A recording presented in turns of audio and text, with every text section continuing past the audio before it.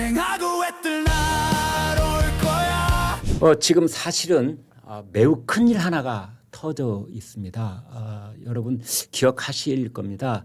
말레이시아 사람들이 마약 조직범들입니다. 인천 세관을 통해서 다량의 마약을 들여왔다는 게 나중에 이제 이게 밝혀집니다. 그래서 그 수사를 영등포 경찰서 형사과에서 합니다. 그때 당시 형사과장이었던 이가 있습니다. 백혜룡이라고 있는데 이제 이 사람이 그 당시에 폭로를 합니다. 내가 한창 수사를 하고 있는데 그리고 세관도 수사를 하고 뭐도 수사를 해야 되는데 윤석열 대통령실, 경찰 수뇌부, 검찰, 국정원 이런 데가 세관 수사를 못하게 나를 막았다. 외압이 있었다. 라고 폭로를 한 겁니다. 이제 그래가지고 그 일이 쭉 진행이 됐고 이제 이재명 정권으로 바뀐 지난 6월에 여기 이제 특별수사본부가 차려집니다. 그래서 이걸 수사를 지금까지 6, 7, 8, 9, 10 5달째 지금 이제 빡세게 수사를 하고 있는데 갑자기 이재명 대통령이 그런 말을 합니다. 백혜룡을 합동수사본부에 보내서 수사를 성역 없이 하라라고 지금 그 수사를 담당하고 있는 서울 동부지검에 지시를 하는 겁니다. 서울 동부지검 그 유명한 임은정 검사장이 있는 곳입니다. 자 여기까지 됐는데 그 이후로 정말 목불인견의 광경이 지금 벌어지고 있는 겁니다. 어떻게 되고 있는 겁니까?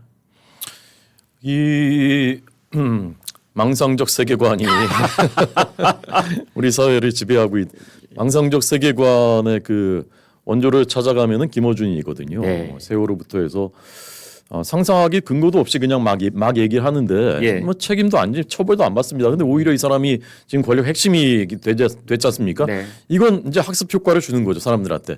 망상적으로 막 마음대로 생각하고 그냥 막 얘기해도 네. 되는구나. 네. 그러니까 심지어는 조이대 뭐 그 한덕수 회동했다는 거 거짓말이라는 게 사실 모든 국민들이 이미 다 아시게 됐는데도 대법원장을 불러다가 또 물어보잖아요. 네. 국감장에서.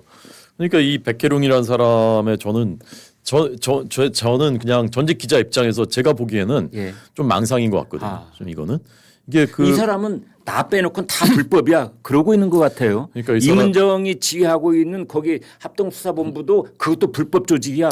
그렇죠. 다 거기 편이라고 생각하는 네. 것 같아요. 예.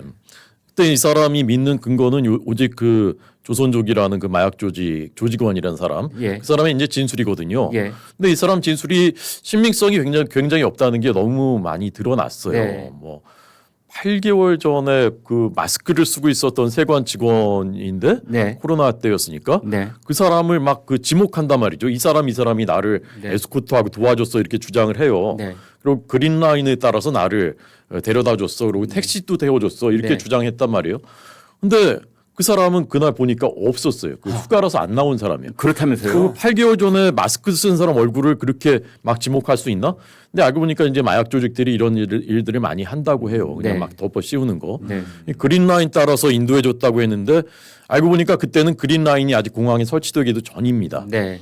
그러니까 이 사람이 믿을 수 없다라는 게 상식적으로 보면은 사람들이 이제 판단을 하는데 네. 이 백혜룡 이분은 그걸 철석같이 믿고 그거에만 의존해가지고 하는 거죠. 그러니까 사람들이 보기에 야 그거 좀 아니지 않아? 일단 세관이 연루됐다는 얘기는 일단 브리핑에서는 하지 마라 이렇게 된 건데 네. 그걸 이제 외압받았다 이렇게 하는 거예요. 경찰서장이 용산에서도 알고 있으니까 이거 심각하게 보고 있다라고 했다는데 네. 했을 수도 있고 제가 볼 때 안 했을 수도 있는데 본인 안 했다는 거거든요. 네. 서장은. 네. 근데 증거도 없어요 지금까지 그 말을 했다는 증거도.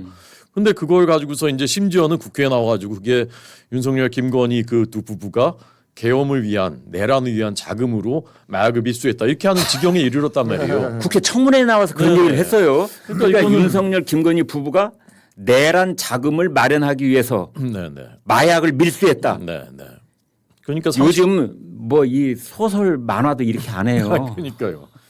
그러면 이제 그게 근데 한번 이런 생각에 빠지면 그 다음부터는 이 세상에 믿을 사람은 이재명 대통령하고 나하고 둘밖에 없어. 중간에 있는 사람은 다 못 믿겠어 이런 건가요? 그러니까 그게 이 사람이 그렇게 하는 것까지는 뭐 진짜 약간 돌 아인가 보다 이렇게 할 수 있는데 네. 그럼 그걸 걸러내 돌 아이를 띄어 읽으니까 더 확 오는군요. 네, 네. 걸러내주고 그것을 이제 정화해주고 하는 것이 성숙한 사회 시스템인 것이지 네. 않습니까? 네. 그런데 그것을 이제 막 동조해가지고 그것도 대통령이 이 사건의 사실 당사자인데 이 사람은 이제 네, 예. 외압을 받았느냐 안 받았느냐가 이 사건의 본질이 돼버렸기 네, 때문에 예. 당사자인데 당사자를 네가 수사해라고 찍어가지고 네. 그거를 직접 수사 지휘권도 없는데 대통령은 네. 법에 그 사람은 거기다 보내가지고 네가 수사해라라고 하는 건 결론을 정해준 것이지 않습니까? 네. 이거는 헌법과 법률을 정면으로 위배하는 것이고요.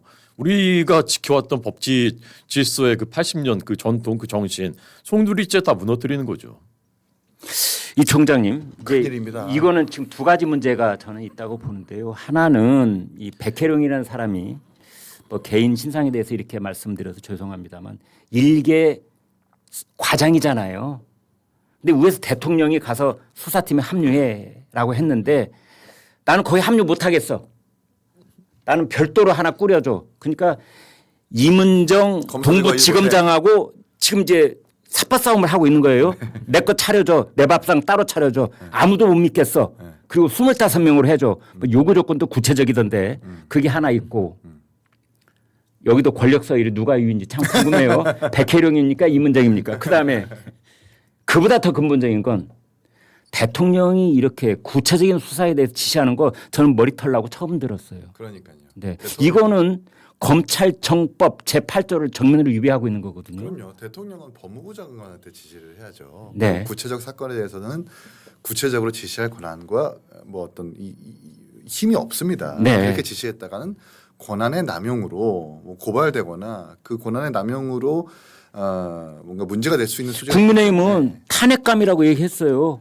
그러니까요. 네. 지금까지 뭐 박근혜 대통령 수석 대표가 얘기했네요. 전직 대통령도 그렇고 예. 지금까지 민주당에서 왜 법의 테두리를 벗어나서 자신의 권한을 남용해서 네. 지시를 하고 예. 일을 하느냐라고 지적했었던 것이 민주당이지 않습니까? 네. 근데 이번에는 어떠한 법률에도 예. 인사 조치를 이렇게 구체적으로 대통령이 지시할 수 있는 근거는 없습니다. 네. 대통령이 정말 그 말에서 법무부 장관을 통해서 뭐 엄정한 수사를 지시했다라고 했다면 모를까. 네. 그것도 아니고 그냥 곧바로 지시했다. 대통령도 지시를 할 때는 좀 포괄적으로 얘기를 해야 되잖아요. 그렇죠. 가령 마약 범죄가 기승을 부리고 있으니 여기 대해서 특단의 대책을 마련할 수 있도록 해 주세요라고 해야 되지. 이렇게 이번은 사람을 콕 찍고 사건을 콕 찍었잖아요. 그러니까 거기서 법무부 장관을 통해서도 아니고 예. 그냥 백혜룡 장관에 대한 뭐 인사를 지시하였다라고 예. 얘기하면 그건 명백한 어떤 분쟁이나 논쟁의 소지가 없는 권한의 남용이죠. 지금 조선시대 뭐 임금님이 암행어사 임명하는 겁니까? 아니, 그리고 지금? 애초부터 백혜룡 이 분이 주장하는 게 저는 신빙성이 없다고 봐요. 네. 그러니까 외압 의혹은 본인이 느끼는 주관적인 경향이니까 어찌할 수 없겠지만 네. 이걸 아무리 뭐 계엄을 선포한 윤석열 전 대통령이 자신의 어떤 자금을 마련하기 위해서 이 모든 일들을 꾸몄다? 이건 망상의 영역이죠. 하. 그리고 본인이 그렇게 주장을 할 거라면 네. 본인도 수사는 당사자가 되어서가 아니라 되는 예. 게 아니라 예. 수사를 받아서 본인의 어떤 주장과 본인의 인식을 증언해야 할 사람이지 네. 본인이 직접 나서가지고 본인이 주장하는 의혹을 본인이 해명하고 본인이 수사하는 주체가 되어서는 안 되는 거거든요. 네. 재척시키고 공정하게 수사가 되어야 되는 건데 이 사람을 어떤 수사의 주체로 만들겠다. 근데 수사의 주체로 만들겠다라는 그 어떤 지시의 주체가 또 대통령이다. 네. 총체적인 문제인 거죠. 총체적인 문제입니다. 시청자 여러분, 오늘 조선일보 사설 제가 여기 프린트를 해가지고 왔는데요. 사설은 이렇게 묻고 있습니다. 윤석열 대통령 부부 내란 자금 그걸 마련하려고 마약을 수입했다라는 황당한 주장. 대통령도 이렇게 믿고 있는가? 이재명 대통령입니다. 자, 이재명 대통령 여기 입장 얘기해야 될 것 같아요. 지금 이재명 대통령이 이 사람을 그러니까 형사과장을 동부지검에 가서 합류해라고 지시를 했잖아요. 구체적으로. 네. 그렇다면 이 사람 주장에 힘을 실어주는 거지 않습니까? 그러니까 이재명 대통령의 그 판단을 보면 가끔 예. 아 이분이 상식적인 판단을 하는 사람이 맞나라는 좀 의심이 들 때가 있어요. 네. 그러면 북한 문제도 그렇습니다. 북한을 우리 정부가 끊임없이 자극해가지고 북한이 그래서 휴전선에 무서워가지고 장벽을 쌓은 것이다라든가 네. 그 철석같이 믿고 있는 것 같아요, 진짜. 북한은 가만히 있는데 선량하게 있는데 우리 정부가 자꾸 북한을 공격을 유도했다 이렇게 믿고 있는 것 같아요. 그건 좀 여러 번 얘기를 하거든요. 근데 저는 이 문제도 진짜 이렇게 믿고 있으신가 대통령이 그런 좀 의심이 들 정도인 거예요. 상식적으로 보면 말이 안 되는 얘기인데 아니. 이게 내란이라 쳐도 네. 내란하는데 돈이 왜 필요해요? 아니, 이게 몇 년 전 얘기인데 네. 자, 이 총장님 네. 그런데 이재명 대통령에 대해서 제가 또 갈피를 잡을 수가 없는 것이 어제 또 국무회의를 주재하는 자리에서는 이렇게 말했습니다. 권한을 가진 공직자가 뭐 그리 말이 많은가?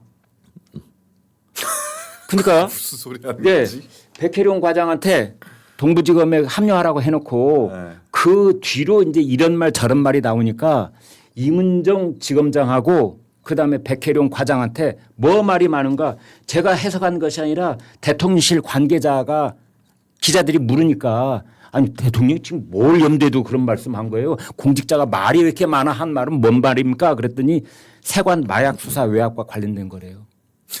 그러면 대통령은 자기가 말을 한번 해뒀다가 그 후일담이 많으니까 갑자기 입 좀 닥치고 좀 있어 이런 겁니까? 권한의 남용도 문제인데 예. 그 잘못된 지시를 따르지 않겠다라고 하는 백혜룡 경찰에게 예. 뭔 말이 많은가라고 지금 얘기하는 거잖아요. 그렇잖아요. 그러니까 제가 볼 땐 총체적 난국인 거예요. 지시도 문제인데 지시를 받지 않은 백혜룡한테 뭔 말이 많아 따로라고 권한 남용을 다시 한번 중복적으로 체크해 준 겁니다. 더블 체크한 거로 좀 보기 때문에 이건 왜 고발하지 않나 대통령에 대해서 우리 네. 야권이 그렇네요. 특히 제1야당이라고 하는 국민의힘에서는 적극적으로 개혁신당도 좀 한번 고발도 좀 해보시죠. 하고 저희가 좀 이렇게 살짝 보다가 청장님이 먼저 좀 한번 하시면은 예. 그때 이제 국민의힘이 따라가지 않을까요? 네, 이거는 제가 볼 때는 명백하게 문제가 될 거고요. 왜냐하면 이준석 대표가 의견을 바로 냈더라고요. 네. 이거는 바로 검찰청법 위반이다. 그러니까요. 예. 법무부 장관을 통해서 법과 관련된 사건과 관련된 지시를 통하지 않은 것은 제가 볼 때 명백하게 권한 남용이라고 보고요. 좀 야당에서 적극적으로 목소리를 내야 되는 사안이라고 좀 보입니다. 쟁하고 애들 나로